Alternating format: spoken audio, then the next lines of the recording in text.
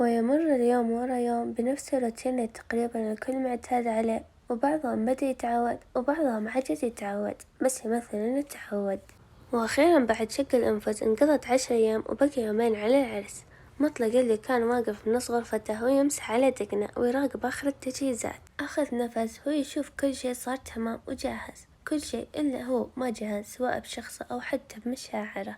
تحرك على صوت جواله وابتسم هو يرفعه. دايم بوقتك يا هايف. ضحك هايف اللي كان يكلمه هو يمشي في مول. وش أخبار مطلق؟ مطلق محتاس هايف وكل شي جاهز. مطلق دام أبوي مشرف عليه غصب بيكون جاهز. هايف ابتسم ما أقدر ألومك وما أدري وش أسوي عشانك. مطلق الحق عليه وتعال قبل أتجنن. هايف ما عليك هذاني أخذ لي كم غرض وأرتب شنطتي وأمشي. مطلق انتبه لنفسك. هايف أبشر بس اسمع وش أخذ لليوف هدية. مطلق والله ما أدري أنا الحين ما أدري وش أجيب. هايف زيد اختصاصه جوالات. مطلق أجل أنا فلوس أريح وأفضل. هايف لا دقيقة عرفت وش أجيب لها. مطلق وش؟ هايف تذكر مرة عجبتها ساعة وبغينا نجيبها وما تيسرت. مطلق إيه والله بتعجبها. هايف يلا خلني أخلص. سكر هايف ووقف يناظر الساعة واخذها هو مبتسم بس ذكر سلمى اللي أكيد بتاكل راسه إذا ما جاب لها. أخذ الثاني وتذكر أمه وأخذ وأخيرا شروف ما يقدر يخليها. أخذها كلها وضحك أول ما شاف متعب جاي حاط يده على راسه. وش ذا اللي قاشه؟ هايف هدايا. متعب نصيحة يا ولد بتجلس تقش كذا بتفلس. هايف بيستاهلون عيوني أترك فلوسي على جنب. مقبل جاء بعد ما أخذ القهوة وجلس على طاولتهم وشهق. وش ذا لمن ذا الفاتورة؟ جاء من الشارع اللي شايل دحهم وجلس. يا ويلي ويلا بسم الله عليك كسر ظهري. سعود حط على قل أشوى من عزيز. وليد جاء هو لاف شماغه عليه. يا هو ما لقيتوا لكم مكان مغطى أكثر. متعب انثبن ما حد بيعرفك ريحنا بس. مقبل أقول علموني هالفاتورة لمن؟ هايف لي علامك. مقبل وش انت شاري وجع كل الساعات؟ مشاري ما شاء الله أنا صرت أتمنى إني من خواتك. سعود بضحك مشاري وش ذي الأجحاف؟ متعب يا حبيبي حالتك مستعصية ودك بساعة اشتري لك. مشاري إيه طلع يلا. متعب انقلع. هايف ودي أحلف عليك بس وضعي ما يسمح. سعود متى ماشي يا هايف؟ هايف ساعتين وامشي. متعب خلاص حنا بنجي لكم يوم العرس. هايف حياكم الله وأمانة ما تكلفون على نفسكم. سعود وش لا نكلف بنجي عرس ترى مو بعصرية. ضحك هايف يعني لا تكلفون. مقبل اقنع أبو فرج خلنا حنا. مشاري ولده وش بلاك لك 10 أيام تفكر حالتك حالة علامك. مقبل مدري عنه ذبحني. وليد وش فيني يعني؟ مشاري مدري عنك. متعب ما ضايق من شيء. وليد لا وش يضايقني. سعود دايما قال وش يضايقني أجل مكشوف أمرك اعترف بس اعترف. وليد لا بس ضغط التمام والناس. متعب أكيد. وليد أكيد ما عليك. مقبل سحب جواله هو يرسل وليد بالخاص عشان ذيك البنت. وليد اللي انتبه ورد بعد شوي. اسكت لا يدرون بعدين أقول لك. مقبل يا من شرى له من حلال عله. وليد تقهوى وانت ساكت. في بيت أبو فايز عند أديم اللي كانت ترتب آخر شنطها وهي ما هي مستوعبة إنها بتودي حياتها وتعيش عكسها تماما. كل شيء اختلف ورغم إنهم عيال عم البيئة التربية الحياة حتى التصرفات غير. سكرت الشنطة وقفت. لطيفة وش فيت؟ أديم. لطيفة تتوقعين كيف تكون حياتي هناك؟ لطيفة بتكون حلوة إن شاء الله عمي يحب تسمم زيت وكلهم. انتي بس لعبتي كيف توجهين قلب مطلق لت. أديم بس يا لطيفة عمي عيشتهم غير أخاف أغلط أو ما أتأقلم وأخاف من عمي ومن مطلق ومن كل شيء. لطيفة أول شي عمي مستحيل يسمح لأحد يسوي لك شيء لا مطلق ولا غيره وبعدين انتي لا تخافين وكل شي بينحل. فايز جد ها خلصتوا؟ لطيفة أي أمه كل شي جاهز بس متى بنمشي؟ فايز ما راح نمشي إلا بيوم العرس. أديم إيه أحسن. جاء أبو فايز. أديم وقفت هلا يبا. أبو فايز اللي جلس هو يعطيه هديته كأب عقد ألماس. أديم ليتك ما تكلفت يبا. أبو فايز تستاهل بنتي تلبس كل غالي. أديم مشكور يبا. أبو فايز خلوني مع أديم بالحالنا. الكل طلع وأديم ارتبكت. قال أبو فايز هو يشد على كتفها. يا بنتي أنا بنصحت ولكن أبيك تحطين كلامي حلقة في أذنك. أول شي أنتي تدرين بطباع عمك سعاله وتدرين بعيشتهم، أدري إنك ما تعودتي على عيشتهم بس شوي شوي بتعيشينها معهم بحلوها ومرها. أنتي يومين وتروحين بيت مطلق ولازم تفهمين إن مطلق بيحط في عيونه، وأنا ما عندي شك، بس قبل كل شي وقبل أي تصرف اعرفي إنه لازم تحترمينه وتسمعين كلامه، وطولة اللسان انتبهي منها، بالهداوة كل شي يصير، وبالأخلاق بالقلب النظيف كل شي ينكسب وينحب. أهم شي بين كل الناس الاحترام، وبعدها كل شي يصير. ولا بسيط بعمك وخالتك انتي تعرفين انهم مثل والديك، ولازم تحترمينهم وتحبينهم، وكل شي يبون ما لهم إلا تم. وابشروا أديم، أبشر يابا ولا تخاف، مستحيل أخيب ظنك. أبو فايز: إيه هذه بنتي اللي أفتخر فيها. وتردد شوي وقال: ولا تخلين تجربة فاشلة في حياة مطلق تأثر عليكم وعلى حياتكم، تعاملي مع الموضوع بحذر وإن شاء الله كل شي بيكون بخير. أديمة وجعها قلبها: إن شاء الله. وقف أبو فايز: يلا كمل أغراضك. طلع هو يدعي إن الله يسخرهم لبعض، وجاء فايز بهديته بعد ما تمم آخر تجهيزات غرفته، وهو فرحان وراضي ومستانس. عطاها هديته هو يوصيها مثل ما وصاها أبوه، وهم كلهم ثقة في مطلق. عند نشت اللي بعد ما رجعوا المدينة واختبرت كل اختباراتها، رجعوا للديرة هو من يوم راح هايف ما طلت من الشباك أبد. ويا تبي يكفيها تسمع أخباره من غزير إذا جات من عند خواته. لفت على صوت أمها اللي ترحب في أم مصلح، صدت بتأفف بس انتبهت بقوة لكلام يتردد في أذنها. قالتها أم مصلح: والله يا منش مثلي عارفة ولدنا مصلح توه متوظف وده يعرس، وقلت أبد ما نحصل مثل بنت نجد ودنا. انصدمت أم نجد: بس نجد صغيرة على ولدت. أم مصلح: وش صغيرة الله يهداك، يوم أنا بعمرها كل واحدة مع بزر. أم نجد تلعثمت: بس هذاك أول. أم مصلح: عيني خير. وأبو مصلح راح لأبو نجد بالمحل وأنا جيتس وإن شاء الله إنه خير. أم نجد: والله إني ما أدري وش أقول، بس رأي البنت عند أبوها ما أقدر أقول لك شي. أم مصلح: أنت خذي رأي بنتس وإذا جاء أبوها خير. أم نجد: خير إن شاء الله. أم مصلح: يلا دام قلتي اللي عندي ما طول عليك. أم نجد: فمان الله. طلعت أم مصلح وجات نجد فجعة: وش سمعتي يما؟ أم نجد: سمعت اللي سمعتيه، أم مصلح تخطبت. نجد: بس يما أنا ما بولدها. أم نجد: إذا جاء بوتس نشوف وش يقول، روحي الحين. نجد: وين أروح، والله ما أعرس على ولدها لو ما أدري وش يصير. أم نجد: يو يا نجد لا تغثيني، روحي من هنا. نجد طلعت هي مصدومة خايفة وتدعي على أم مصلح بكل قلبها. في بيت أبو زيد عند سلمى اللي كانت تنظف غرفة مطلق بأمر من أبوها، وأخيرا خلصت وبخاتها وقفلتها ورجعت في تشوف حسين تحت أمر أبوه هو مطلق يتجهزون ويرتبون على الطرف عشان يوم العرس، ويرتبون الحوش بصفة عامة، ومحسن متكي ويتقهوى. أبو زيد: انت يا أبو كرش قم روح العزبة وجيب لي باقي الزلة اللي هناك. محسن: أنا. أبو زيد: لا أنا. قم استحي على وجهك واشتغل معنا، حتى الترك اشتغل وانت مالك شغل إلا تكحن بالقهاوي، قم بس. محسن: طيب خلي حسين يروح معي. أبو زيد: حسين أبيه، روح انت بالحالك وجبها يلا. محسن: بس يبا. أبو زيد: محسن أبشر. أبو زيد: وانت وراك سواق فاخلصي على شغلك. سلمى: ها؟ أبشر. دخلت في تنزل أغراض وتشوف ريوف تساعد أمها في أغراضها. يما دوريلي معرس تعبت وأنا أكرف. أم زيد: سلمى ادلفي عني ترى ماني فاضية تلت، شغلي لين راسي، روحي دقي على شريفة تجي تعاوننا يلا. ريوف: وش عندها أم شحوم ما تسوي شي من أيام حتى ما لها صوت. أم زيد: فكونا منها خلصوا شغلكم انتم يلا. ريوف: طيب. في الخبر عند هايف رجعوا للبيت وصار يضب عفشه بسيارته والعيال يساعدونه. أبو فرج: هايف بتروح؟ هايف: إيه والله جمع راضي بمشي. أبو فرج: اسمعني أجل ودك مني خوي. ضحك هايف: أكيد ودي. متعب وهو يحط الكرتون بشنطة. الله يا أبو فرج ما على الأساس بتروح معنا. أبو فرج: بغيت بس ودي أحضر العرس من بدري، ودي بالديرة وجو الديرة. مشاري: أنا فاهم شعورك وانصحك تروح. هايف: تعال والله العظيم ينبسط أبوي فيك وكنا بننبسط. أبو فرج: أبشرك إني حتى أغراضي جاهزة بس نرتبها ويمشي السواق وأنا بسيارة الأغراض. طلعوا الشباب في وينيت محمل الأغراض من كل شيء. مقبل: وين ينبى قلبك، كشيت كل شي ما بقى إلا الخبر تاخذه معك بعد. سعود: عمي متأكد إنك مخلي لنا شي نعيش عليه. وليد: من مكان يشوف إنه صفر كل شي. هايف: ليه يا عمي وش ذا الكلافة، والله ما نبي إلا شوفتك. أبو فرج: ولا واحد يفتح فمه، أنا هاوية كلافة وش تبون. مشاري على قلب الكريم. ضحك أبو فرج: أبد حق من حقوق أبو زيد. هايف إيه أبو زيد إن جيته أنا وأنا معي ذي كلها وهي منك بيدعسني بالسيارة، ويقول كيف قبلتها ليه ما حلفت عنها. متعب ضحك عاد الحلف في دمك والله وأنا وقع واشهد لك. أبو فرج خلها علي ما عليك كنت خلك عايش في هوا نجد. ضحك هايف يلا أجل نتوكل على الله. سعود قبل تتوكل أم فرج بتجلس. أبو فرج إيه بتجلس بتخلي عيالها عندك وبتجي للعرس أنت مع أخوياك ولا تخاف عليهم. سعود أشوى الله يطمنك. أبو فرج ماني موصيكم انتبهوا لها لين يجي ولد أختها.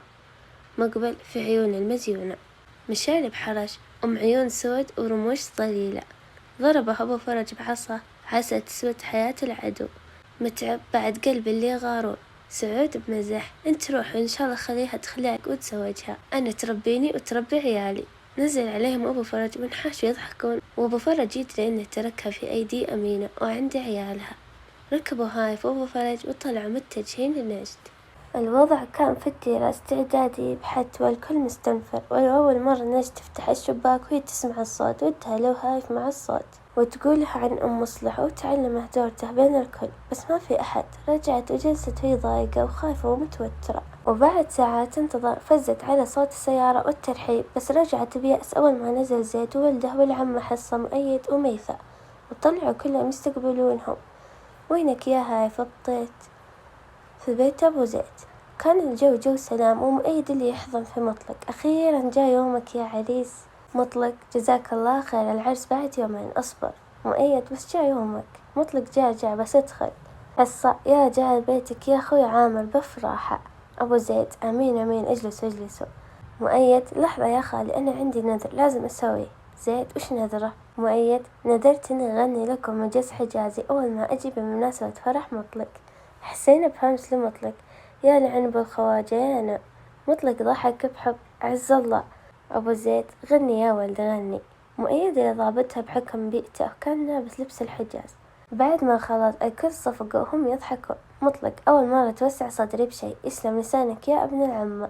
مؤيد أهم شي أعجبك. محسن ما فهمت شي والله. حسين عشانك اشتغلت شوي ما عاد لك طاقة تستوعب. محسن ما شاء الله ترد علي.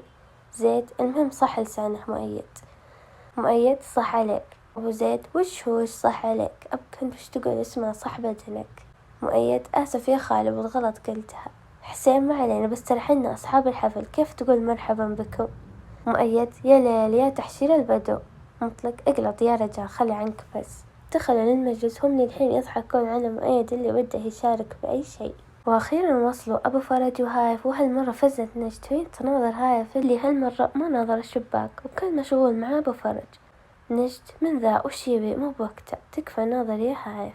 هايف اللي دخل وهي نادي يا أهل البيت يا يبا فزوا جوكم ضيوف. طلع مطلق بحب ورحابة لصوت هايف يا هلا بالضيف يا هلا هايف. ابتسم هو يسلم عليه. أبو فرج معي. مطلق انصدم أول ما شافه وقبل يسلم عليه بفرح وهو يرحب فيه.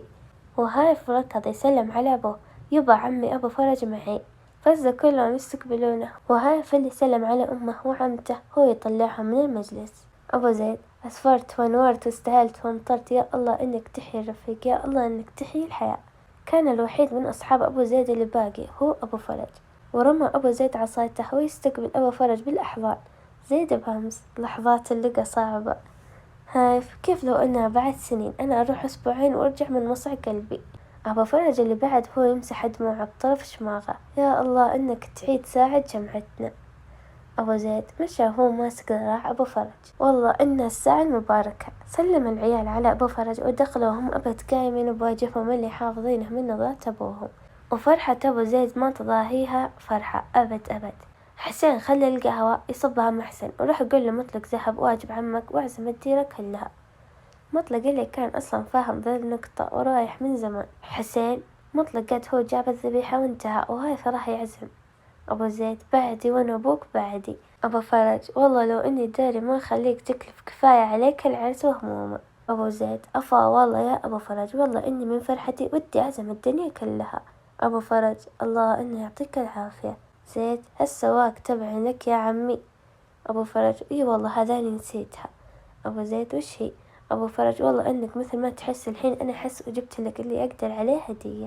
محسن الله يهديك يا عمي، ما خليت شي أتعب نفسك. أبو فرج ما في تعب وكل غالي يرخص لكم. أبو زيد الله يعطيك العافية والخير. حسين دخل أغراض عند أهلك ويدك بيده يا مؤيد. حسين خاف إن مؤيد يجيب العيد ومسك معه. أبشر مؤيد، ترى فهمت كلمة خالي، لا تسوي إنك فاهم. حسين الحمد لله عشانك فهمت، بذبح ذبيحة بعد. مؤيد أقول امشي. في أطراف الديرة هايف اللي كان يمشي ويعزم وقف أول ما شافه بسيطة وهو ما وده يعزمه، والناس تخبر بعض بالعزيمة. فلاح اعزمه علامك ساكت. هايف ما ودي أعزمه، غثيث الله يغثه. فلاح لا تعزمه، وإذا رجعت ذهب عمرك لعصا أبو زيد. هايف يا عصا أبو زيد. أبو سيطة أبو سيطة خير اللهم اجعله خير، ولأن اللي مثلك ما يجي من وراها الخير. هايف صد هو وده يخنقه. أبوي عنده غداء ويعزم الكل عليه، وصلت العزيمة لك. أبو سيطة اكشله، من يوم خلاك تعزم ما حد بجايه. فلاح يا عرب صيروا عرب، وش ذا الحكي يا أبو سيطة. أبو سيطة جاك الثاني، وخر بس وخر. ضحك تركي اللي جاي من بعيد، ما عليك منه يا هايف. هايف ابتسم وهو يشوف شريفة مقبلة مع تركي. فلاح وخر عن طريقه وتقبلها هايف وهو يسلم عليها سريع. تركي شخبارك يا هايف. هايف الحمد لله، انت كيفك. تركي بخير بخير جدا بعد. هايف يا عسى توم. فلاح أجل أنا بروح شوي وأجي. هايف زين. مشى هايف وشريفة متوسطته هو تركي وهم يسولفون، وهالمرة رفع راسها هايف بس ما شاف نجد على الشباك وكمل طريقه للبيت. في بيت أبو نجد. نجد اللي كانت تنتظر بس فزت أول ما سمعت صوت أبوها وهي ودها تركض وتقول ما بي مصلح. جلس أبو نجد هو يتقهوى وأم نجد جالسة قباله. أقول يا مشعل. أبو نجد قولي. أم نجد جتني أم مصلح اليوم تخطب نجد لمصلح، وقالت إن أبو مصلح جالك في المحل بيكلمك. أبو نجد نزل فنجانه بغضب. إيه جاني. أم نجد طيب وش تسوي، بتزوجه؟ أبو نجد انتي صاحية، أخسي ما عاد اللي هي زوج بنتي مصلح وأبوه البخيل. أم نجد وش قلت لهم؟ أبو نجد علمتها ومعلمي أمي إذا رجعت ما عندي بنت أعطيها بخيل. نجد الانزاح من قلبها هم كبير، وشو إنها ما قالت لهايف وشو ما تهورت. أبو نجد قومي ذهب الغدا. أم نجد أبشر يا نجد وين تعالي ساعديني. نزلت نجد وهي تمشي بشويش على رجلها وهي فرحتها بالدنيا كلها. في بيت أبو زيد بعد ما تغدوا الكل مجتمع، وسوالف الرجال بالحوش والعود يدور في هايف، وحسين يصب الشاهي. وشوي شوي بدأ يفضل المجلسين اختصر على أبو فرج وأبو زيد وعياله. أبو فرج ما قلت لي يا أبو زيد وش أخبار أبو نجد؟ أبو زيد صد بضيق مدري عنه. أبو فرج للحين متعادين على قطعة أرض راحت. أبو زيد أدري يا ناصر القصة ما هي بأرض. أبو فرج القصة شيطان دخل بينكم. هايف اللي كان وده إن أبو فرج يحلها. أبو زيد طلعت الأمور من يدينا. أبو فرج ما طلعت، بس لو تطلع هالشيطان من راسك. أبو زيد سكت وهو يحرك فنجاله بالأرض. أبو فرج يقول لي هايف بيتك قدام بيتكم. أبو زيد إيه هذا هو. أبو فرج أجل قم معي خلنا نروح ونطيح الحطب. أبو زيد بغضب مالك لو يا أبو فرج، لك مستحيل مستحيل. هايف يا يبا ادحر الشيطان ما يستاهل الموضوع. أبو زيد أنت اسكت، وإذا تكلموا الكبار أنت اسكت. مطلق بهمس اسكت لا تجيب لنا مشكلة. أبو فرج وليه يسكت هو صادق. أبو زيد لا تحرجني يا ناصر وتحرج نفسك وانت غالي. أبو فرج هز راسه بيأس. أجل خلني بروح أسلم عليه حق العشرة. أبو زيد براحتك. أبو فرج وبي هايف يوصلني.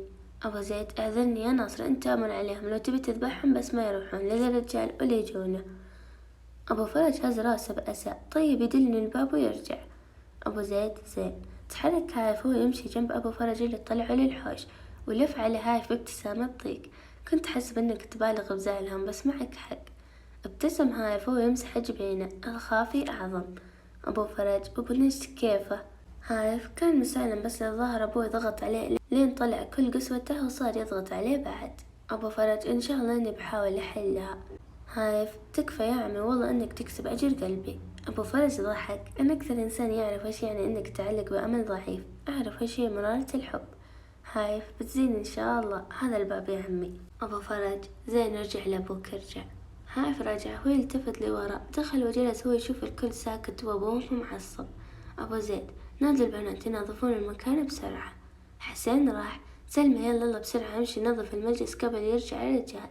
سلمى وقفت وهي تأفف وراحت معها بسرعة تنظف وحسين وعافي يساعدونها. في بيت أبو نجد عند أبو نجد فتح الباب واتسعت عيونه بصدمة. ناصر يا الله حيا يا مرحبا والله. أبو فرج اللي ابتسم هو يسلم عليه حيا الله أبو نجد وشلونك؟ أبو نجد بخير دامك بخير وش الصدفة يا رجال؟ أبو فرج ما هي بصدفة جيتك ومنتعني لك.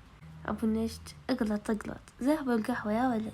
جلسوا وهم ياخذون سوالف بعض وقال له أبو فرج إنه بضيافة أبو زيد وسكت أبو نجد. أبو فرج إيه يا مشعل ما ودك تنهي هالعداوة اللي نشبت بينكم من غير حق؟ أبو نجد يا ناصر مو كل شي انكسر يتصلح. أبو فرج بس انتم اخوان.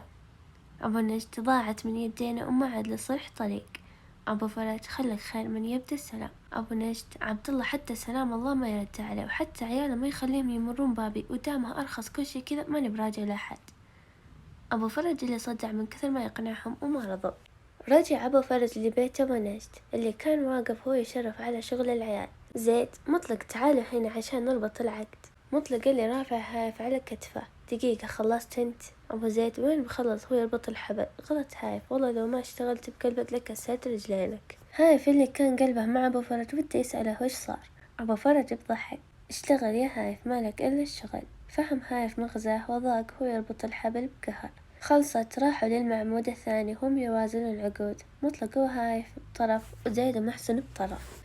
نزلوا بعد ما ربط العقود وأبو زيد يراقب. شيل العقود الثانية في السيارة عشان نسوي محل رجال. زيد شلتها يبا شلتها. محسن دلال رجال يا يبا ما تكفي. أبو زيد خذ حسين وروح للسوق واشتري الدلال وفناجيل وباريك ومباخر وكل شي يحتاجونه من قهوة وهيل وشاي واتباعه. محسن ابشر. أبو زيد واسمع زين كل شي أخذه على أكمل وجه. ما أبي أمشي وراك وأعدل وكل واحد تروح له قل له أبوي يسلم عليك. محسن ابشر لا توصي. زيد خلي حسين أنا بروح معه أحسن. حسين بهمس شكرا لك أنقذتني. أبو زيد زين يلا خفوا رجليكم يلا. راحوا ولف أبو زيد على مطلق أنت روح وأنت هايف المكان اللي جاوا تشوفون وش انقصه وش فيه وتبنون المخيم كامل وتذهبونه. أبو فرج ما كنا بدري على البنيان يا أبو زيد. أبو زيد ما عاد بدري يا ناصر الليلة يا دوب نخلص وبكرة بنعشي ضيوف بالمخيم وبعدها العرس ولا نسيت العادات. ضحك أبو فرج أبد يناسبني. أبو زيد يلا كلكم أخذوا مؤيد وحسين معكم ولا ودك يا ناصر نروح معهم. أبو فرج ضحك أعرفك ما أنت مرتاح لين تشرف عليهم يلا جل نروح. طلعوا العيال وهم يمرون على عيال الديرة وياخذونهم معه فلاح وحميد والكل واخذ المخيم والعمال بعد.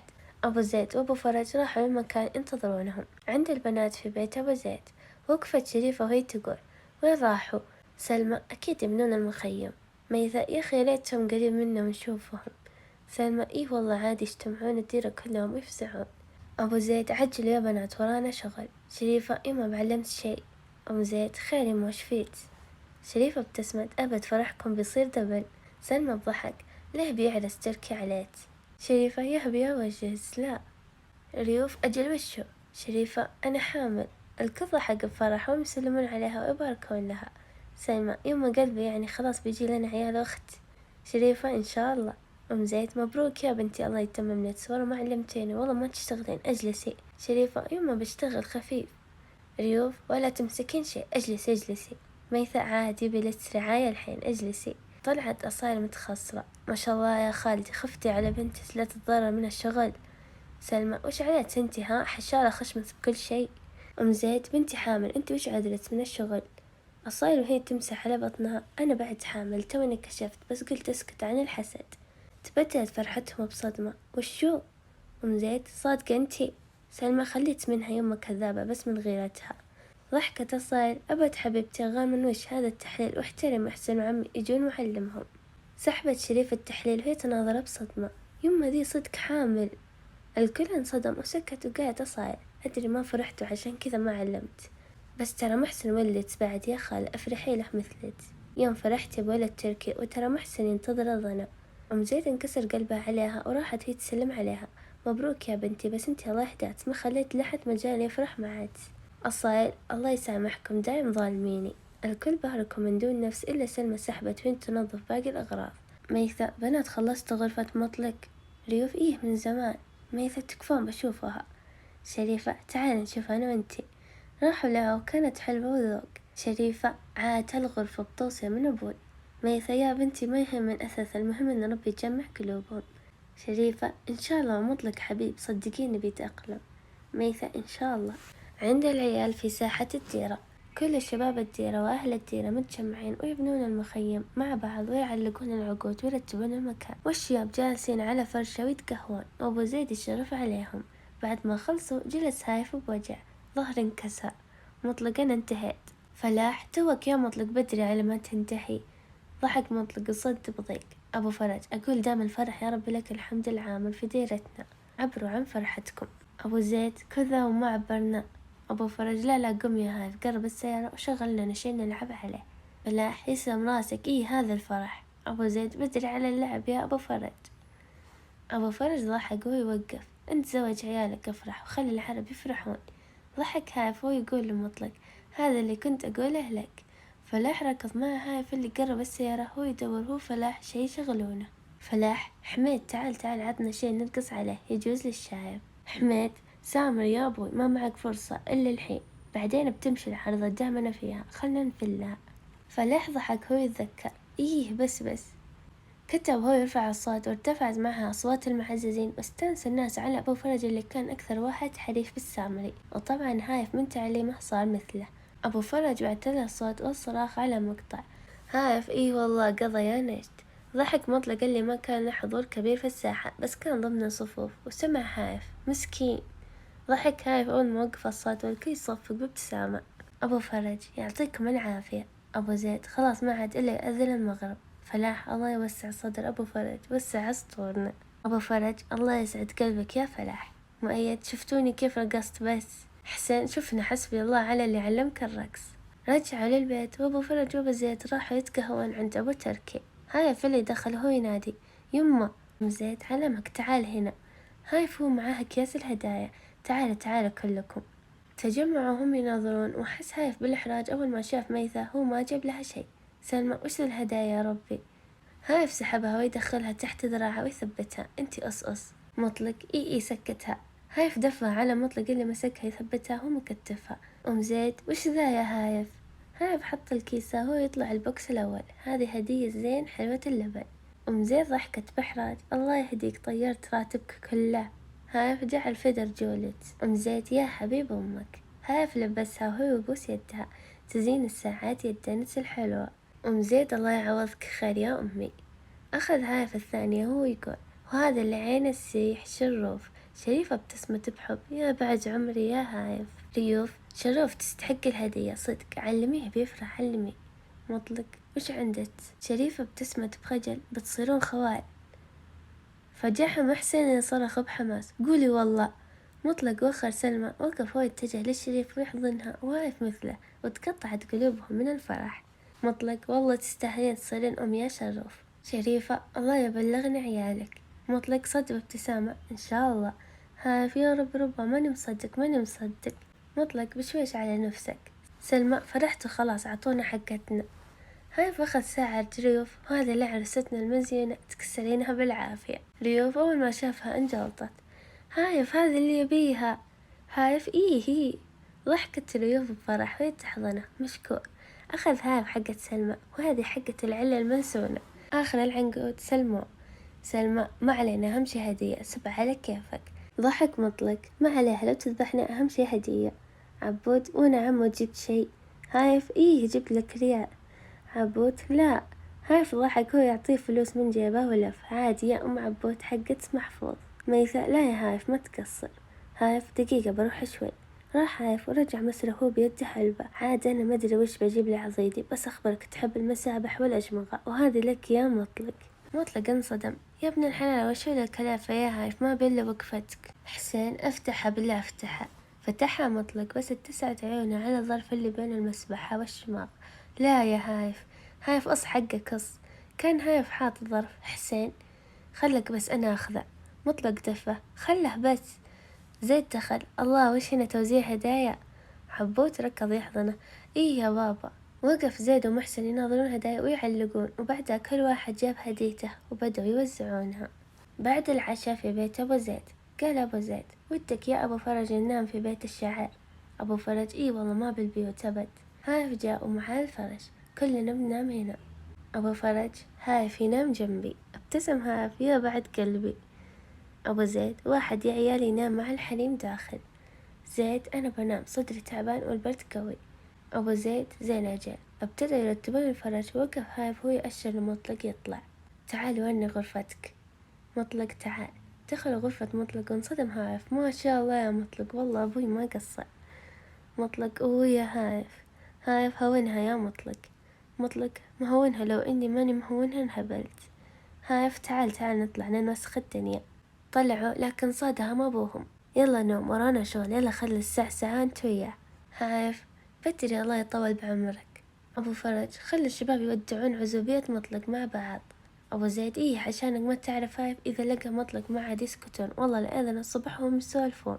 زيد وترى هذه يا عمي ظاهرة ما تكرر، مطلق ما ينطلق إلا مع هايف. ابتسم مطلق لهايف وقال أبو زيد بكرة أصحى من الصبح وسولفوا الحين نوم. هايف بهمس خله لين ينام وبنروح. مطلق المشكلة إني جنبه. هايف ما عليك إذا نام حسين دفه محلك. انسدحوا وطفت كل الأنوار، ولا عاد فيه إلا سوالف أبو فرج وأبو زيد، وبدأوا ينامون شوي شوي لين آخر شي قام هايف بهمس بعد ما سمع كحة مطلق اللي هي إشارة عشان يطلعون، لكن تعثر هايف في رجل مؤيد وطاح ومسك مطلق اللي على غفلة وطاح معه على حسين اللي قام يصرخ يما هذا من هذا من. مؤيد على دقة قام يصرخ بعد إيش هذا حرام يا رجلي. مطلق اللي نشب بينهم ويحاول يسكتهم باللحاف بس يزيد صراخهم، وصح أبو زيد اللي مفجوع هو يضربه بعصاه. وش العلم؟ مطلق أخذ ضربة على ظهره مع ظلام وصرخ بوجع، ورجع هو يسوي نفسه نايم. وهايف اللي من زمان في فراشه هو ميت ضحك، وصحوا يمثلون الفجعة. يبا وش فيك وش صار؟ شغل أبو فرج كشافته وش فيه؟ مطلق مدري علامهم. حسين في شي طاح عليه. مؤيد وانا بعد أكيد حرامية. مطلق ما في شي. هايف اللي بالقوة ماسك ضحكته. يبا ما عليك أكيد أن واحد منهم رفس الثاني ولا انقلب عليه. مطلق إيه أكيد بس فجعونا. أبو زيد وجع أنت وياه قم انقلع المجلس قم قم. قام حسين ومؤيد المفجوعين هم يتهاوشون مصدقين إنهم رفسوا بعض. أما مطلق اللي رجع لفراشه هو في حالة ضحك وهايف مثله، وأخيرا استلموا وناموا بعد ما أنهم تسببوا بالكارثة. ومن بكرة الصباح ابتدت رسميا طقوس العرس في الديرة، ومن صبح الله وبيت أبو زيد يستقبل في الضيوف اللي جايين يحضرون العرس، والناس داخلة طالعة. وانتشر خبر حمل أصايل وشريفة والكل فرح، بس من جهة أصايل ما حد فرح كثير إلا عشان محسن اللي ما صدق من فرحته، كان مروق طول اليوم بس منكد عليها الصايل اللي تذكره بأن أهله ما يبون ولده ولا يبونه، بس الكل كان يحاولون يكذبون كلامها. زيد هايف غريبة عمي ما جاء. هايف أكيد بيجون بكرة.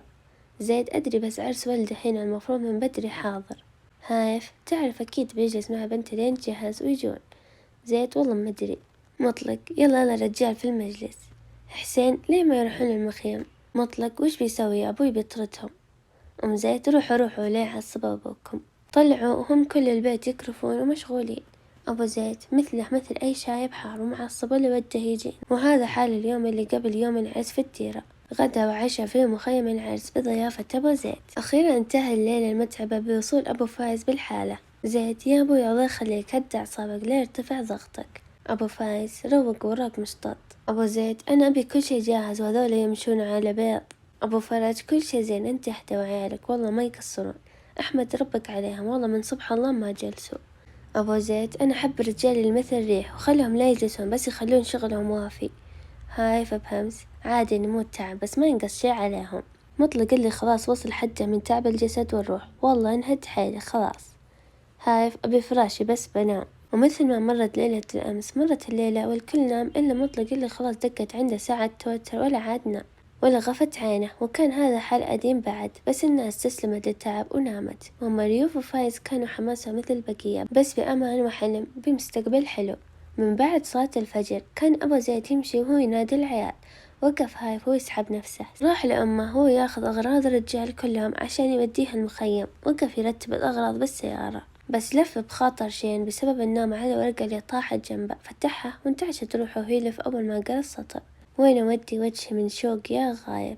اسفع الوجه هايف هو يشوف الشباك مفتوح، تذكر أن من يوم جاء هو لاهي ولا حتى فضى يناظر الشباك.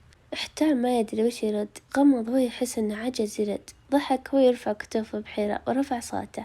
وش رد عليه؟ نجد ابتسمت ورا شباك وهي تشوف حيرته في الرد، وارسلت ورقتها الثانية فيها: بعد تبكي بعتاب البدر. حاليا بكمل الشطرة واعتبريه عذر مؤقت، لكن بيوصل سردي قريب، ما شفت جرح عليه هدوم، هذا أنا البين الخافي. ردود معروفة ومشهورة، بس إذا ترجمت مواقف المحبين تختلف ويصير لها طعم، وهذا وضع نجدة جلست وهي تحس قلبها بيجح من الرد رغم أنه بسيط. أما هايف راح للمخيم وهو انشغل تفكيره برده على نجد، ولكن ما رجع إلا مع رده، بس هالمرة ما أرسل رد عادي، ببساطة حلوة. مرة البقالة هو يدور بسكويت، كانت نجدة تحبه وهي صغيرة ولا تطلب هايف إلا هو. ثبت الورقة فيه وثبتها بالنبيطة، رماها لشباكه ودخل وهو مبتسم وراضي على الأبيات اللي كتبها سريعة: يا حبيب الصوت الدافي وبنتي كلها ممكن وانت اللي أكيدة، تزهرين بوسط صدري ما ذبلتي، يا أقدم أشيائي أحاسيس جديدة، عادي جاوب لو أنت ما سألتي، حتى صمتك يعتبر جملة مفيدة، عاتبيني بالأغاني لا زعلتي، من رضيتي بكتب أجهز قصيدة. هالأبيات مع الهدية الرمزية تسببت في بكى نجدة اللي ما تدري هو بكى حب ولا فرح ولا حنين للماضي ولا خوف من المستقبل، ما يجمعها بهايف ولا من المشاعر اللي توجع القلب في كل سطر. في طريق المدينة عند مطلق اللي طلع من بدري هو وريوف مع زيد اللي أصر أنه يروح معه. مطلق بطيق الحين وش يفرق حلاق المدينة عن حلاق الديرة؟ زيد فرق السماء على الأرض، يا إنسان وش بلا كنت معرس لازم يزبطونك ويكشخونك. مطلق يا حبك للبرد بس الزايدة. زيد اجلس بس. في المدينة عند أديم كانت هي وريوف بنفس الصالون، التقوا وهم يسلمون على بعض. ميثا أديم كيف معنوياتس؟ أديم رفعت حواجبها بيأس: لا تسألي. لطيفة ضحكت: يا الله شوفي انحكت الأحوال، أديم بتموت من القلق والتوتر وفايز روقانه لآخر مدى. ميثا ضحكت: أجل عندنا الأوضاع راكدة إلا إن ريوف توا تخاف. ريوف هو لو ما فيه توتر. لطيفة يلا رجاء خلينا نخلص بدري متأخرين خلقه. عند بيت أبو زيد وقفت سيارة مشاري اللي فيها شباب، نزلوا هم يعدلون أشكالهم، هم يشوفون الديرة في حركة والكل مستانس ويمشون باتجاه واحد، ومرة يمر واحد مع دلة وواحد فناجين وواحد فازع بالتكايات. لف مشاري على الصوت: حي الله مشاري. مشاري ابتسم: هلا تركي استقبلهم: يا الله انك تحية مسفرت ونورت. سلموا عليه وبعد السؤال عن الحال قال مشاري: غريبة وين هايف؟ تركي: ما حد هنا العالم كله بالمخيم، هنا للحليم بس. مشاري: ما درينا والله وين مخيمكم. تركي: هذا هو بعد كم بيت في الساحة اللي ورا. تعالوا متعب معليش بنتعبك يا تركي، بس نادي هايف هنا شوي وبعدين بندخل معاه. تركي: تعبك راح يا متعب. نادى تركي البزر اللي يركض: دحيم انقز لهايف قال له في ضيوف يحترونك عن بيتكم. دحيم سم وركض والشباب واقفين بذهول يناظرون، ولا هي إلا شويات وجاء هايف اللي لف شماغ على راسه وخيزرانته بيده ويركض بابتسامة: يا مرحبا يا هلا ومية هلا. تقدم له سعود هو يسلم عليه من بعد هالعيال بحب. مشاري واضح من الخيزران ومكروف. هايف: اسكت يا أخي ذا البزران علة. سعود: أشوى أجل ما جبت دحوم. هايف ضحك: سويت خير وش بلاكم هنا اقلطوا المخيم. وليد اللي كان يصور: والله ديرتكم تشرح الصدر. هايف: أقول نصيحة مني لا ترفع جوالك بالحيل، ترى بينقدونك الجماعة ما يعرفون الجوالات والتصوير هنا بالحيل. وليد: خلاص. مقبل: تقدر تعيش طبيعي يا وليد، ما حد يدري بك مشهور ومنت مشهور. وليد: أحسن شيء. متعب عشان كذا ناديتك، انتبه لنا وفكنا من التنقيد. هايف: ما عليك تعالوا. شاري: أخذ السيارة. هايف: لا خلها هنا المخيم قريب. راحوا مع هايف اللي مبسوط فيهم ويبلغ أبوه اللي فز هو وأخوانه يستقبلونهم، وتركهم هايف هو مشغول فعلا مشغول، وطبعا بالحالة ضغط أبوه وشغله. سعود: مشاري والله ما ألومك الأجواء رهيبة. مشاري: أنا جيتهم عزيمة بسيطة بغيت نهبل. متعب: إيه عاد الحين عرس واضح إننا بنفلها. وليد: أقول كان أبو فرج ساحب علينا. مقبل: لقى الشياب وش يبي فيك بالله، كانوا جايين هنا يتأملون بس يتأملون وناسة وسعة الصدر والسوالف الفلة غير عن أجواء القاعات والرسميات أبد، الكل يعرف بعض ويسولفون حتى لو ما يعرفون بعض. أبو فرج أخذ أبو زيد على طرف: يا أبو زيد نسمع عزمت أبو نجد. أبو زيد: وشو العزمة عشان بعد يذبح واحد من عياله ويقول غلط؟ يا ابن الحلال عين خير الدنيا كلها معزومة وجارك وأخوك قدامك ما عزمته. أبو زيد: يا أبو فرج الله يخليك لي يفكني منه ومن سيرته ماني فاضي له. أبو فرج: من قالك بيذبح عيالك تراهم مثل عياله. أبو زيد: لا مو مثل عياله، هذا ذا اللي تشوفه راح من عندي وجرحه ما برا والسبب هو.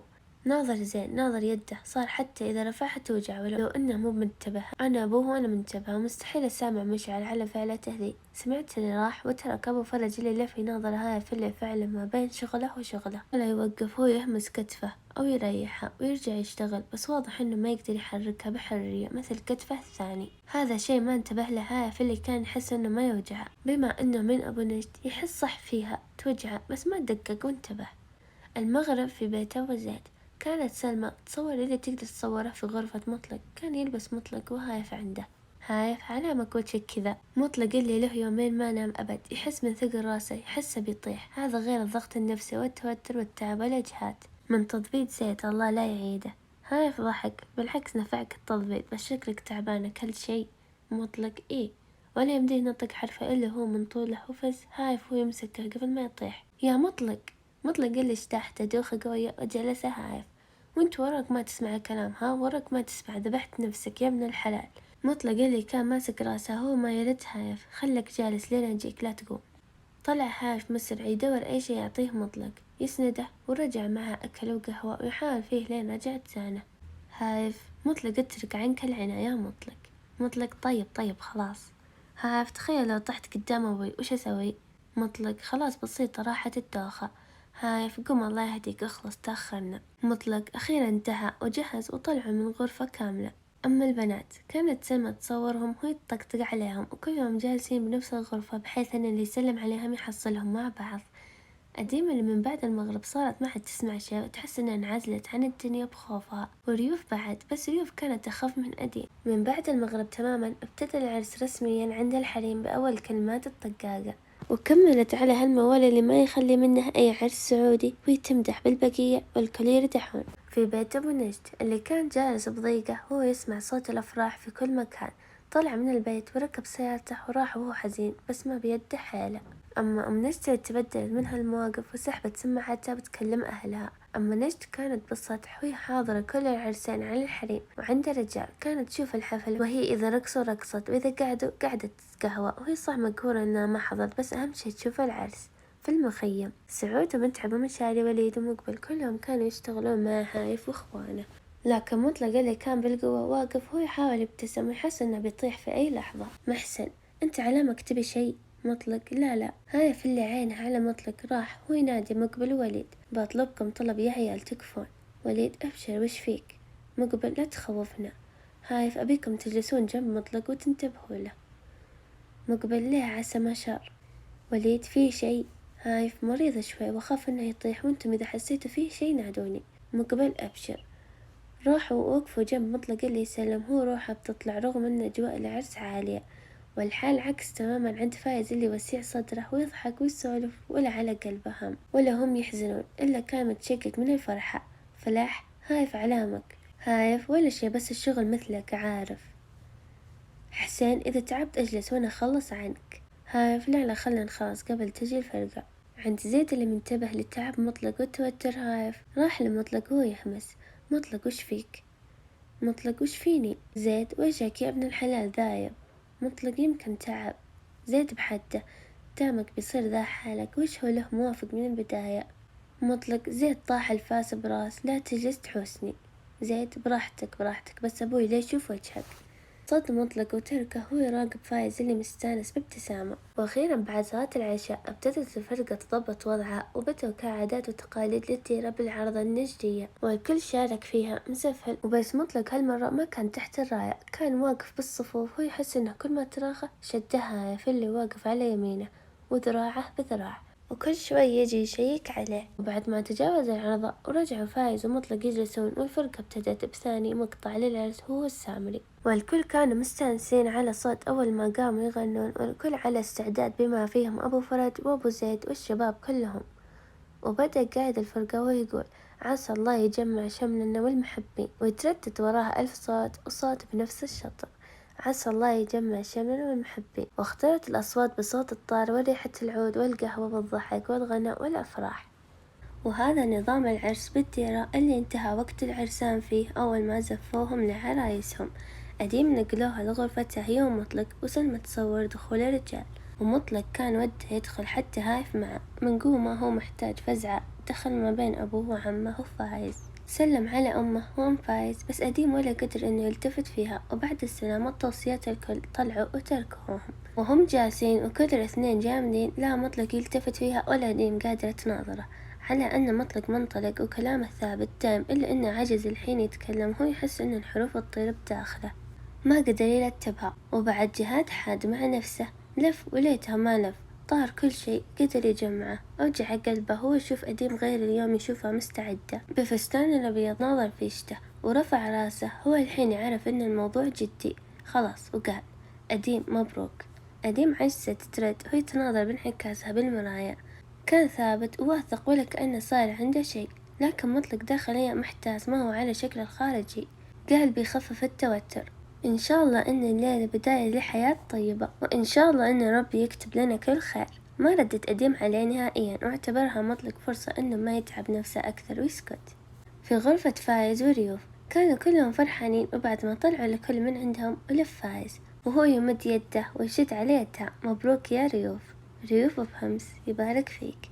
فايز الحمد لله اللي تمم لنا وجمعنا على خير، وإن شاء الله إنها أول خطوات السعادة، وأنا متأكد إن معد الحياة بتكون حلوة أكيد. ريوف ابتسمت وهي منزل راسها إن شاء الله. فايز أعطاه كوب العصير اللي معه سمي. أخذتها ريوف بارتباك، وبعد ما أخذت حاجة بسيطة نزلتها. فايز نطلع. ريوف فهد وين؟ فايز ضحك الفندق. انخطف وجه ريوف، لكن شد فايز على يدها لا تخافين. ما ردت ريوف، وطلع فايز ينادي أحد يساعدها تلبس. في غرفة مطلق اللي ما بغى يطلع لين اتصل فيه زيد، يلا ما ودك تروح الفندق؟ فايز بيمشي ودي تروحون مع بعض. مطلق زين. وقف مطلق هو ما يدري كيف يقولها، وتنحنح هو يقول ودت نطلع. أديم اتسعت عيونها وهي مرتبكة ولا ردت. مطلق عرف انه عبر بالطريق غلط، أقصد بنطلع للفندق. أديم كانت في حالة ثانية، هو تشوفه هو واقف قريب وصوته وكلامه وحضوره يربكها. مطلق طلع وكان سلمى قدامه. سلمى جابت صلى. سلمى وش فيك؟ مطلق ادخلي ساعديها تلبس ولا بعد قولي لها بنروح. سلمى بنادي أمها. مطلق أحسن بعد يلا. طلع مطلق وهو يشوف السيارة جاهزة، وفايز وريوف قد ركبوا ووقفوا جنب سيارته، هو يدور بعيونه على هايف اللي جاي يركض. يلا بوديكم. ارتاح مطلق بس قال أبو زيد خير إن شاء الله، وش توديهم؟ ليه شايفه بزر؟ هايف اللي كان خايف إنه مطلق يصير له شيء. لا بس وديه. أبو زيد أقول اقعد بس ما يبيك توديه. أبو فايز جنبه والفندق ما هو بعيد. مطلق ناظر هايف بهدوء. ما عليه يا هايف. هايف قربه ويسلم عليه. انتبه زين، وإذا تحس نفسك ما تقدر تسوق وقف بعيد ودق علي وجي. مطلق لا ما عليك. هايف المفروض أقول مبروك، لكن مبروك والله يكون بعونك. ابتسم لها مطلق بحب، هو يسمع الناقشات والوصايا. في غرفة مطلق وعند أديم من يوم طلع مطلق هو صامت، حتى بكى ما قدرت تبكي. دخلت أمها ولطيفة يساعدونها وخلصت، وهي تحس رجلها ثقيلة ما تبي تروح مع مطلق أبد. سلمى انتبهي لأخوي وحطي بالك فيه. أديم لفت عليها بقهر وخري عني أحسن نت. أم زيد الله يستر عليكم يمه. أم فايز بلغيني إذا وصلت ولا تخليني حاتي. أديم طيب. طلعت وهي تركب، وركب مطلق اللي منزل بشته، وراحوا وهايف يراقب طريقهم لين اختفوا من قدامه. وبعدها رجع متجه للمخيم، لكن وقف هو يناظر بيت أبو نجد اللي ما حضر، ورفع راسه هو يشد على حسامه. نجد اللي كانت تشوف كل شيء ضحكت أول ما وقف هو بالحالة ما مع أحد، بس رجع استغربت إنه رجع. هايف سلمى جت وش فيك؟ هايف اسمعي، كل الهدايا والأغراض اللي وزعتوها بالعرس حطي لي منها شوي. سلمى ليش؟ هايف أبيها بعطيها أبو فرج لأم فرج مسكينة. سلمى طيب. راحت هي تجيب كيسة فيها من كل الأنواع، ورجع هايف ويكتب فيها ورقة حتى لو ما حضرت العرس في قلبي حاضرة. راح بعيد وركض هو يرمي الكيسة اللي طاحت في بيت أبو نجد. وضحكت نجد وركضت وهي تشوف الأغراض، كان هذا الشيء الوحيد اللي ناقصها من العرس، وكمان هايف لها. راح هايف للمخيم هو مبسوط بس قلبه مع مطلق. بعد انتهاء العرس والعشاء راحوا الناس والساعة 1. بعد ما انتهوا بشكل كامل من العرس والتعابة، جاء زيد. ميثة يا عيني أعطينا من عند أمي فرش لضيوف. ميثة من عيوني. زيد يا جعلني فد عيونك. سلمى: يا تثبتت يا سلمى، أهن أبوكم مالكم قلوب أنت ما تكسرت من العرس. زيد ضحك: الله يفكنا شرت يا سلمى، وش تبين انتي؟ سلمى رمت عليه الفرش: يا رجال الله يعين عليكم، بس خذ. أخذها زيد وراحوا ميثة تضحك على حلطمة سلمى. طلعت لطيفة وهي تمسح مكياجها. أخيرا انتهى ذا العرس متعب بشكل. شريفة: يا حظك مسحت وجهك. ميثة: انت وين رايحة لابسة؟ سلمى: بتدلف مع تركي، والله ذا المتزوجين بلشة. لطيفة ضحكت: إيه يا شيخة سبوا بلي غثيان. سلمى: اسكتي بس أنا بنهبل. شريفة: وش أسوي ما أقدر أقول لا. سلمى: عشان تسخب لا، روحي بس. جلسوا البنات بعد ما راحت شريفة وهم حاطين فرشهم وباقي حل العرس والقهوة ويسولفون ويناقشون اللي صار في الفندق. عند مطلق اللي ما صدق وصل الفندق، هو خلاص حرفيا ما عاد يشوف. أول ما دخل الجناح طلع مطلق جواله هو يتصل على هايف: هلا مطلق ترى وصلت وأموري بخير. هايف: زين الله يوفقكم. أديم كانت مستغربة، اتصل على هايف حتى قبل يتصل على أهله، بس كانت تعرف قوة العلاقة بينهم. مطلق اللي ساعد أديم تدخل، هو ما يدري كيف بيعدي هالليلة. أديم جلست بعد ما نزلت عبايتها وهي تشد على يدينها. مطلق نزل بشته من يده هو يمسح وجهه، فضل إنه يطلب العشاء وجلس قدامها بهدوء. وصل العشاء هو مال النفس وأديم رفضت. مطلق: ما يصير يا أديم، لازم تتعشين. أديم ما ردت. مطلق مسح وجهه ويسكر عيونه بقوة ورجع يفتحها. اسمعيني، أدري ما أكلت شيء وأدري إني تعبانة ومرهقة، ما بيت تسوين كذا، مدي يدك وسمي بالرحمن. أديم بالقوة نطقت: ماني مشتهية. مطلق ناظرها بضيق: أقل شي خذي عصير. أديم مدت يدها واخذتها وهي بس تبي تسكته. بعد سكوت قال مطلق اللي خلاص تعب: خذي راحتك وكلي وعيني من الله خير ولا تخافين ارتاحي. أديم مع كل حرف ينطقه ولسانه ثقيل من التعب. كانت تخاف، ما صدقت، بس إنه قال أنا بنام. انسدح مطلق وما طول أبد وغرق في نوم التعب. وأديم مصدومة تناظر بعد فترة حركة الطاولة بتشوف صاحي أو نايم، لكن ما درى فيها وتعشت بسرعة وهي ما تبيه يصحى، وأخذت الأكل وبدأت فيه تناظر ما تدري وين تنام. وبشويش دخلت الطرف الثاني وهي ما لها حل إلا تنام جنبه، وانسدحت فيه تناظر من بعيد. حتى وهو نايم مستحيل يبان على ملامحه إلا الجمود، حتى في نومته كان مستقيم. غفت أديم وهي تصد ما تبي يصحى ويحصلها تناظره في الطرف الثاني من الفندق عند فايز اللي من يوم دخل هو فرحان. وبعد ما بدأت ريوف وتعشوا قرب فايز هو يقول: واضح عليك سنس تعبانة، ودك ترتاحين؟ ريوف: لا عادي. فايز بابتسامة وهو يراقب ريوف اللي متغيرة حيل ضحك: تغيرتي حالي يا ريوف، ولا تدري من الليلة ما عاد صرت ريوف. ريوف نظرتها باستغراب وهو مبتسم: من الليلة صرتي حبيبتي وزوجتي ونور بيتي. ارتبكت ريوف وهي تبعد شعرها عن وجهها وحمرت بخجل. وفايز اللي غارق في شبر موية وقف وهو يحتضنها بالحب اللي من أسبوعين وهو يحلم بلقاها في الديرة عند العيال اللي كانوا يفرشون بيت الشعر وحطوا فرشهم استعداد للنوم، وهم كلهم فيه متعب ومشاري وليد ومقبل وسعود ومؤيد وحسين وهايف. أما الشياب في المجلس عند هايف بعد ما كلم مطلق ارتاح وانسدح على فراشه: ما عليه يا عيال، حس تعبان وبنام وخليكم. سعود: ما عليك، ارتاح وخذ راحتك، حتى حنا تعبنا وبننام. هايف: إذا بغيت شي تكفون صحوني. متعب: ما عليك، ما نحتاج شي، خالصي. نام هايف ومؤيد وحسين وباقي العيال. متعب: ناموا وش فيكم. سعود تكا جنب متعب: عجزت أنا، أحس ما بيفوت شي، حتى ليلة الديرة ودك تفي قبل نرجع. مشاري: أجل أنا أقولك لا تفوت نومة الديرة. مقبل: أنا خلاص انتهيت بموت نوم. وليد: وأنا بعد، بس إني مثل سعود. متعب: أنا أقول خلونا ننام بكرة، الظاهر الصحوة من الفجرية. سعود شكله. انسدحوا بعد تعب، هم بعد ناموا وهم يستمتعون بكل شي حتى النوم. ومن بكرة الفجرية بعد الصلاة وبعد ما بان النور صح الكل بحماس متجدد. أبو فرج: ها يا عيال الديرة زي ما وصفها مشاري. سعود: بيني وبينك يا عمي والله هي تشرح الصدر، أحس ما على قلبي ولا هم. مقبل: أنا جالس أعيش بسلام روحي، بس اللي مشغلني شي واحد. مشاري: إذا فضول خلص قبل يجون. مقبل: هالبيت اللي قدامنا بيت نجد؟ متعب: أص تبي تفضح المسكين. أبو فرج ضحك: إيه بيت نجد. وليد: ما له ما أجل يوم يتقطع قلبه. مشاري: أص جابوا. أبو زيد: يا الله إنك تحييهم. الكل: الله يبكيك. أبو زيد: أقول ودكم نروح العزبة نفطر هناك ونتغدى وتمشون هناك. أبو فرج: إيه بالله حتى العيال ودهم يروحون. أبو زيد: أجل يلا. هايف جاء سم. أبو زيد: جهز السيارات بنروح العزبة. هايف أبشر. رجع هايف وهو ياخذ الأغراض من عند أمه. زيد وين بتروحون؟ هايف العزبة. سلمى ليه ما تفطرون هنا؟ هايف يبون يطلعون. حسين وين أودي الأغراض هذه؟ هايف سيارة أبوي. حصة بس كذا بتتعبون. هايف سلمى تعالي همزيلك كتفي شوي. سلمى وش وجعك منه؟ هايف وش دراني أصلا حياتي ذا اليومين عبارة عن ركض وكرف. زيد ما عليه يمه بتتعبون شوي بس بتهون. هايف محسن ما صحى. سلمى محسن ولقى له عذر يتوزى فيه عند شحون. هايف مسكين بيفرح بولده. حسين أول مرة أعطيه حق شي يسويه. أبو زيد يا ولد وينك؟ فز هايف وحسين وركضوا بالأغراض. مشاري عطني ساعتك. زيد خلى عنك أنا أخذه. أبو زيد وين محسن نادوه. هايف محسن أهله تعبانين يبا. تقسموا بالسيارات واتجهوا للعزبة، ولما وصلوا نزلوا يتمشون مع أبو زيد بأطراف العزبة، وهايف وحسين وزيد يسبون الفطور.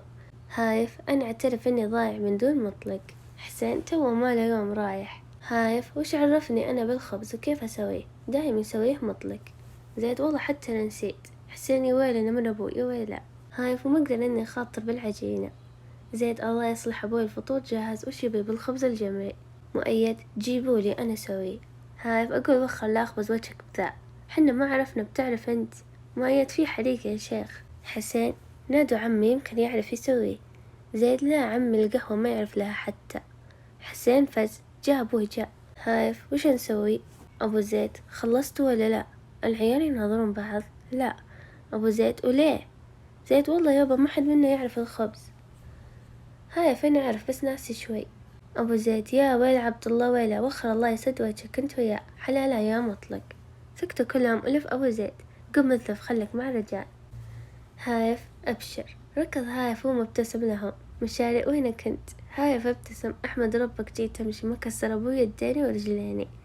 أبو فرج ليه؟ هايف تو اكتشف إني ناسين كيف نسوي خبز الجمري. متعب يا ويلكم. هايف طبعا قال لي أذلب استلم الضعيفين اللي هناك. أبو فرج خلني بروح.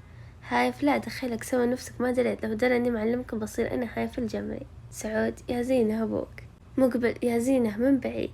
ضحك هايف تعال بوريكم ذا الناقة. سعود اللي كان يصور بس عشان يوري دحوم إذا راحوا ووليد يصور سناب، والباقين مستمتعين. وأخيرا جهز الخبز بعد هواش أبو زيد وقربوا كلهم يفطرون في الفندق عند مطلق اللي فتح عيونه بشويش وبعدها فتحها بقوة. هو يتذكر الليلة اللي فاتت وقعد بصدمة أول ما شاف ديما يتكلم بهمس. إيه يما بخير، والله ما أدري متى نجي، ما قال لي شي بس أكيد بيجي لعمي. وقفت أول ما انتبهت ويتسكر الجوال بعد ما ودعت أمه ويفطر قدامها. مطلق صحن ذهل من شكل قديم الجميل ونعومتها الجذابة، بس لفت انتباهها الفطور قطب. صبحت بالخير. أديمة بهمس صباح النور. مطلق هذا فطور ولا عشا أمس؟ أديمة توترت لها فطور. وقف مطلق كيف فطور من جابه كيف دخل؟ أديم اللي بالقوة نطقت جابوه خدمة الغرف. مطلق إيه من دخله؟ أديم فتحت الباب ورحت هم دخلوا وراحوا. غمض مطلق الغيور بغضب واتجه للحمام هو يغسل وجهه وتوضأ ورجع هو يتذكر انه ما صحى للصلاة وعصب زيادة. صليت الفجر؟ أديم إيه. مطلق اتسعت عينه وما صحيتيني؟ أديم صحيتك ما صحيت. مطلق اللي شد على أسنانه هو يستغفر كبر وصلى هو ضايق إنه ما صلى ومعصب من أديم. بعد ما سلم جلس هو يدق أصابعه. كيف تفتحين الباب للعماي بالحالة ورا ما قومتيني دامهم جابوه؟ أديم نظرته بخوف. شفتك ما صحيت للفجر وتوقعت ما تصحى، وبعدين أنا ما كنت عندهم أنا بعيد جوا حتى هم دخلوه وطلعوا. مطلق حتى لو نس بعيد تدرين أنت عند العمال وش وضعهم؟ أديم حست إن الموضوع بيكبر وهم توهم من البداية هواش. أجل بكرة وش بيصير فيها؟ قررت تختصر الموضوع. ما دريت إنك بتعصب. مطلق اللي ما كان يدري كيف يوصل وجهة نظره وارتفع صوته شوي. المشكلة مو بعصبيتي. أديم خلاص هي أصلا ماسكة نفسها من زمان ويجي يصارخ كمل كل شي معها وبكت. أبد ما توقع مطلق إنها بتبكي أبد. من طبع مطلق إنه غيور وغير تهبيئته تحكم عليه كثير من الطباعة. ما كان التساهل اللي عند أهل أديم عنده، هو بيتصرف كذا سواء معها أو مع أخواته. اختبص أول ما بكت. وشو تبكين مشكلتس عشان تبكين؟ أديم زادت بكاء وتنكد مطلق اللي ماسك راسه بتوتر وقرب وجلس قدامها. يا بنت الحلال افهميني، أنا ما قلت لك كذا عشان تبكين ولا مراد إني بكيت ولا عصب عليك. أنا يوم عصبت خايف عليك وسواء أنت ولا واحدة غيرك من أهلي ما خليتها تفتح الباب ونفي، وخصوصا للعمال ما ندري خيرهم من شرهم. ما ردت أديم، وقف مطلق اللي يدور شي يعطيها تمسح دموعها عشان يقدر يتكلم زين، ورجع هو يعطيها المنديل. امسحي دموعك واسمعيني. أديم أخذتها ومسحت وهي تقول بهمس: أول شي ما دريت وما كنت بزعجك، وبعدين أنا حريص أكثر من مطلق اللي يدري إنه غلطان بعصبيته، بس كان مضغوط من كل شي. أدري وأنا آسف، لكن أنا ما بيت تسوين كذا، أزعجيني ما عليه، وإذا بغيتي شي ناديني وابشري. أديم هدت شوي، بس كان ودها تقول: وخر من قدامي. تحس إنه محاصرها. مطلق رجع يكمل: قومي غسلي وتعالي افطري، وكل شي بزين وبنتفق على كل شي عشان ما ننصدم. أديم بالقوة وقفت وهي تقول: بمر. وخر مطلق وجلس يقول بنفسه: هذه والله بشع، لو بتجلس بتبكي كل شوي وش أسوي بها أنا. أخذ نفس هو يقرب الفطور. بعد شوي رجعت أديم وجلست. مطلق اللي كل ما رفع راسه بيكلمها وشاف ملامحها الباكية يضيق. شوفي يا أديم، أدري إن حياتي صغيرة عني، وأدري ما تعودتي أحد يقول له أو لا، يمكن عمي وفايز متفتحين شوي، بس أنا ماني كذا. أنت بنت عمي وتدرين كيف عيشتنا وكيف حياتنا، وتقدرين تتوقعين ردود أفعالنا. بقول لك أنا إنسان غيور على أهلي، ما أتحمل أي شيء، وأقول لك تبين شيء أطلبيه من عيوني وابشري. مهما كان وضعي ناديني قولي يا مطلق، فيه كذا وأنا بكذا، وأنا ما ودي أعصب عليك، لكن أحيانا تفلت أعصابي شوي. وابتسم بهدوء: ما عليه، مع الأيام تتعودين وتصيري مثل سلمى. أجيها وأنا من عصبيتي بذبحها، وأول أوصل عندها تطلع لها بحركة تبخر كل شيء. أديم هدت شيء وعجبها إطراء لسلمى اللي فعلا قادرة تدير أخوانها كلهم. أفطروا بهدوء هم هادين بعد موجة من الارتباك. في الطرف الثاني عند فايز اللي كان صدق عايش العسل ومحلل وضعه كونه عريس، وضعه عكس مطلق تماما. من الصبح صحى هو يطلب الفطور ويرتبه. بعد ما جاب بوكية الورد اللي حجزه جلس ينتظر ريوف اللي تتجهز. ريوف طلعت لكنها انصدمت بالترتيب اللي عمرها ما حلمت بذا الشي. تقدم فايز هو يمد يدها لها: صباح الخير للعيون الحلوة. ريوف اللي كانت صح تتوقع أشياء حلوة، بس أبد ما توقعت كذا. اكتشفت إن فايز غير أو رومانسي مرة. كان الشعور اللي داخلها يطيرها السماء. جلست وهي تنعم بدلال فايز اللي كان فرحان بريوف، هو وده يسعدها. صح كان معارض فكرة الزواج، بس حاليا مقتنع فيها وراضي بها ومستقر.